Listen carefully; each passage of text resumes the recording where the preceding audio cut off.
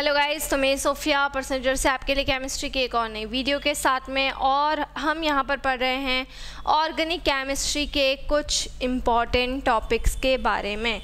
Organic chemistry के कुछ important topics को हम यहाँ पर स्टडी कर रहे हैं, उन्हें हमें पूरा कंप्लीट पढ़ना है, तो वही टॉपिक्स हम यहाँ पर स्टडी करने वाले हैं। सो देखिए, right the mechanism for the following, हमें कुछ स्पेशल रिएक्शंस दी जाएंगी और उनकी हमको क्या करना है, उनकी हमको मैकेनिज्म पढ़ना है। तो कुछ स्पेशल केमिकल रिएक्शंस रहेंगी जिनके हमको क्या करना है, जिनके हमको मैकेनिज्म पढ़ना है। तो हमें मैकेनिज्म पढ़ना है कुछ स्पेशल रिएक्शंस की।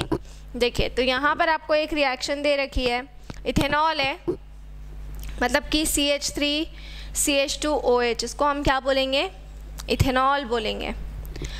तो ये जो मेरा इथेनॉल है ये HBr से रिएक्शन कर रहा है और HBr से रिएक्शन करके ये इथाइल ब्रोमाइड में कन्वर्ट हो रहा है, मतलब कि CH3CH2Br ये बना रहा है, इथाइल ब्रोमाइड में ये कन्वर्ट हो रहा है, और साथ में जो रिमेनिंग प्रोडक्ट इसके साथ में निकल रहा है वो रिमेनिंग प्रोडक्ट है H2O। ठीक है, तो इथेनॉल क्या होता है, इथेनॉल का फॉर्मूला होता है CH3CH2OH, और इसकी जो रिएक्शन है वो हम करवाते हैं HBr के साथ में, जिससे हमारा इथाइल ब्रोमाइड बनता है और साथ में क्या बाहर हो जाता है, साथ में बाहर हो जाता है H2O। ठीक है, तो इथाइल ब्रोमाइड आपको बनाना है और H2O यहाँ पर आपको क्या करना है, H2O को बाहर निकाल देना है। तो यहाँ पर अगर हम बेसिकली इस केमिकल रिएक्शन की बात करेंगे तो ये जो भी केमिकल रिएक्शन है ये यहाँ पर किस तरीके से होगी, इथेनॉल से हमको क्या बनाना है, इथेनॉल से हमको बनाना है इथाइल ब्रोमाइड। तो इथेनॉल से इथाइल ब्रोमाइड को बनाने के लिए सबसे पहले तो देखिए यहाँ पर आपको दिखाई दे रही है ये रिएक्शन कि साफ साफ ये एक कैसी रिएक्शन है, ये एक मतलब न्यूक्लियोफिलिक वाली रिएक्शन है। तो इसमें दो टाइप की मैकेनिज़्म होती है, एक होती है SN1 मैकेनिज़्म और दूसरी होती है SN2 मैकेनिज़्म। लेकिन ये कौन सा अल्कोहल है, 1 डिग्री अल्कोहल है, और 1 डिग्री अल्कोहल की जब भी हम बात करते हैं तो यहाँ पर एक स्टेटमेंट आपको नोट करना पड़ेगा कि जो हमारा 1 डिग्री अल्कोहल होता है, वो जो 1 डिग्री अल्कोहल है वो कौन सी रिएक्शन देता है, वो देता है SN2 mechanism, which is a full form of substitution nucleophilic bimolecular reaction. तो जब भी प्राइमरी अल्कोहल की बात होगी तो प्राइमरी अल्कोहल हमेशा क्या देता है, प्राइमरी अल्कोहल हमेशा SN2 मैकेनिज़्म को देगा, SN2 मैकेनिज़्म हमेशा देगा वो। तो SN2 मैकेनिज़्म का फुल फॉर्म होगा सब्स्टिट्यूशन न्यूक्लियोफिलिक बायमॉलिक्यूलर रिएक्शन। अब क्वेश्चन ये आता है कि जो सब्स्टिट्यूशन न्यूक्लियोफिलिक बायमॉलिक्यूलर रिएक्शन है ये होता क्या है।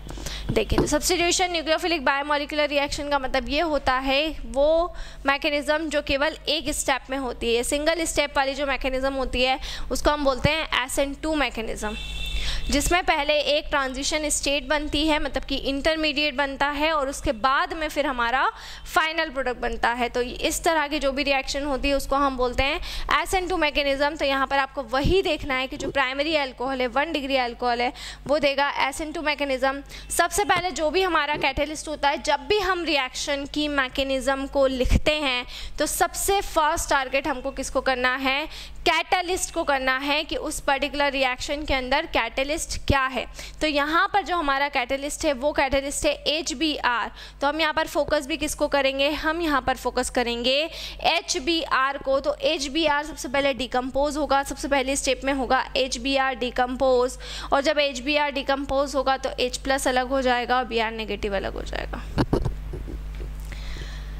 ठीक है, तो HBr जब हुआ डिकम्पोज तो H+ हो चुका है अलग और Br हो चुका है अलग। तो HBr के अंदर H+ अलग हो चुका है और Br नेगेटिव क्या हो चुका है, अलग हो चुका है। ठीक है, क्लियर। तो ये बन जाएगा आपका HBr। उसके बाद में हम यहाँ पर ले लेते हैं अल्कोहल को। तो अल्कोहल क्या होगा, CH3CH2OH, ये होगा मेरा अल्कोहल, और इसमें मैं H+ आयन का क्या करवा दूँगी, अटैक करवा दूँगी, ये हो जाएगा मेरा इथेनॉल। और इसमें मैं अटैक किसका करवा रही हूँ, H+ आयन का क्या करवा दे रही हूँ, अटैक करवाऊँगी।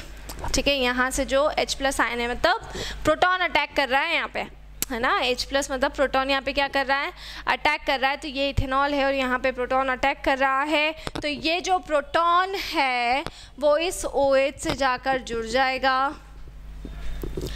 तो तो बीच में यहाँ पर बन जाएगा CH3 CH2 OH2, ठीक है। ऑक्सीजन ने एक प्रोटॉन एक्सेप्ट कर लिया, ऑक्सीजन ने क्योंकि एक प्रोटॉन एक्सेप्ट किया है इसलिए ऑक्सीजन के ऊपर एक पॉजिटिव चार्ज आ चुका है, और जब ऑक्सीजन के ऊपर एक पॉजिटिव चार्ज आया है तो इसको हम क्या बोलेंगे, इसको हम बोलेंगे प्रोटोनेटेड अल्कोहल। क्या कहलाएगा ये कहलाएगा प्रोटोनेटेड अल्कोहल। आगे हम क्या करवाते हैं, इसमें Br नेगेटिव को ऐड करवा देते हैं, और Br नेगेटिव को ऐड करा के यहाँ पे हम SN2 मैकेनिज़्म को फॉलो कर रहे हैं। SN2 मैकेनिज़्म के अंदर क्या होगा, हैलोजन जिसमें क्या हो रहा है, हैलोजन जिसमें अटैच हो रहा है। तो यहाँ पर क्या बन जाएगा आपका, देखिए CH3 तो एज इट इज़ रहेगा, CH2 भी एज इट इज़ रहेगा, और एक जो Br है वो यहाँ पर आकर क्या हो जाएगा, अटैच हो जाएगा। तो एक Br ऊपर आ चुका है, देखिए इस तरीके से, है ना। और बाहर क्या हो गया है, देखिए यहाँ पर ये Br यहाँ अटैक करेगा और इसको बाहर कर देगा, H2O को बाहर कर देगा। तो आप देख सकते हैं किस तरीके से यहाँ पर इस कार्बन से Br आके जुड़ गया है, जिसका मतलब है ये क्या बन चुका है, ये बन चुका है मेरा इथाइल ब्रोमाइड, और प्लस होके निकल गया है H2O। क्लियर। तो इस तरह से ये पर्टिकुलर रिएक्शन हुई, इथेनॉल को हमने लिया, उसमें H+ आयन ऐड कराए, सबसे पहले प्रोटोनेटेड अल्कोहल बना CH3 CH2OH का हॉल्ट वाइज, फिर हम हैलोजन का अटैक करवाएंगे उसके ऊपर, तो हैलोजन आके अटैच हो जाएगा और H2O क्या हो जाएगा, H2O हो जाएगा बाहर, ठीक है। तो ये थी मेरी फर्स्ट रिएक्शन इथेनॉल, और इथेनॉल से हमने इथाइल ब्रोमाइड को बनाया, SN2 मैकेनिज़्म। तो देखिए फर्स्ट केस में SN2 का मतलब ही क्या होता है, एक ही स्टेप में रिएक्शन हो रही है। तो इथेनॉल देखिए सबसे पहले प्रोटॉन जुड़ा, तो फर्स्ट में क्या हुआ, प्रोटोनेटेड अल्कोहल, मतलब ये हमारी ट्रांजिशन स्टेट या इंटरमीडिएट स्टेट बनी, और उसके बाद में देन क्या हुआ, फिर वहाँ पर आकर क्या हुआ है, फिर वहाँ पर जो भी मेरा न्यूक्लियोफाइल था उस न्यूक्लियोफाइल ने उस पर आकर क्या कर दिया है, उस न्यूक्लियोफाइल ने उसके ऊपर आकर अटैक किया है, और जिससे उसने क्या बना दिया है, प्रोडक्ट बना दिया है। तो बहुत ही सिंपल सी ये रिएक्शन थी, ठीक है, जो हमने पढ़ी। नेक्स्ट वीडियो के अंदर हम और कुछ इम्पॉर्टेंट टॉपिक ऑर्गेनिक केमिस्ट्री के स्टडी करने वाले हैं, तो इसी तरह से जुड़े रहिए हमारे साथ में, वीडियोस को लाइक करते रहिए, चैनल को सब्सक्राइब करना ना भूलें।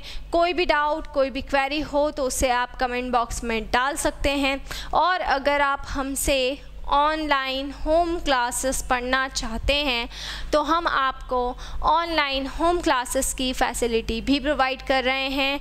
हमसे ऑनलाइन होम क्लासेस पढ़ने के लिए डिस्क्रिप्शन में जाकर सारी डिटेल्स ले लें और हमसे कांटेक्ट करें। इसके अलावा आपको जो भी चैप्टर पढ़ना हो, प्लेलिस्ट के फोल्डर में आपको जाना है, चैप्टर का नाम टाइप करना है, और चैप्टर का नाम टाइप करके उस चैप्टर से रिलेटेड जितनी भी वीडियोज़ हैं वो सारी वीडियोज़ आपको वहाँ पर मिल जाएंगी। इसके अलावा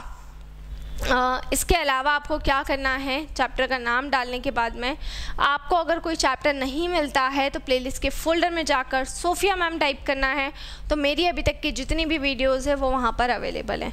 घर पर रहें, सुरक्षित रहें, ज़्यादा से ज़्यादा पढ़ाई पर फोकस करें, और ये टाइम बहुत अच्छा है आप लोगों के लिए, तो इस टाइम को यूटिलाइज़ करें, और इस टाइम को यूटिलाइज़ करके आप पढ़ाई पर डेफिनेटली फोकस कर सकते हैं और ज़्यादा से ज़्यादा स्टडी पर फोकस करें। So stay home, stay safe, हमेशा पढ़ते रहें, ठीक है। ऑनलाइन क्लासेस में भी आप हमारे यहाँ पे सारे आपको वीडियोस अवेलेबल हैं ऑल सब्जेक्ट के, और इसके अलावा अगर आपको ऑनलाइन क्लासेस लेनी तो भी आप हमसे कांटेक्ट कर सकते हैं। So stay home, stay safe, thank you so much.